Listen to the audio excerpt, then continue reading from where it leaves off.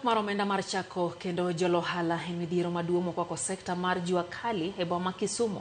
Akoro johala go kwa piny owacho kod josir lwedo mamoko mondo mi odonjre wachno maneno ni giyudo yuto mabup ni mar sekta no ondiko oganda mathoth e tich. Magene giwacho e kinde mar sidho ayanga bas manyien mane ginyiewo kokalo kuom riwruok margi mar Kisumu Jua Kali Welfare Association mabiro konyogi e yore mag wuoth kod dese ne jowuoth kaka achiel kuom yore mag yudo omenda mar siro ohala margi. Sechego Banada ete dume mosewuok mar siro Jua Kali ma Kisumu Central okwa josiasa mondo mi owere kod siasa mar thiro oganda kendo keto maino margi e bero ngima jopiny. Bang' chiwo sir ne Jua Kali mar nyiewo bas, aete bende machako chenro mar siro johala go kokalo kuom omenda mar keno mar nyoluoro ma idendo ni table banking.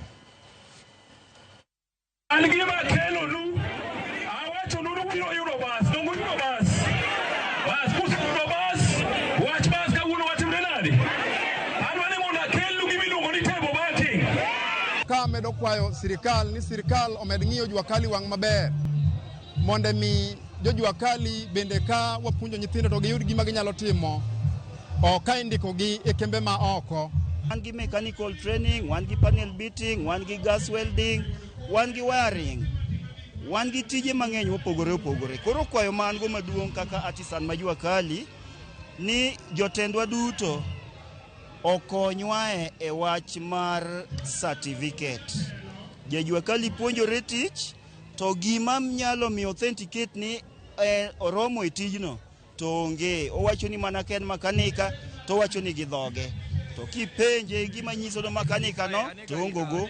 Odwa mana ni miye gari olose kingine makanika.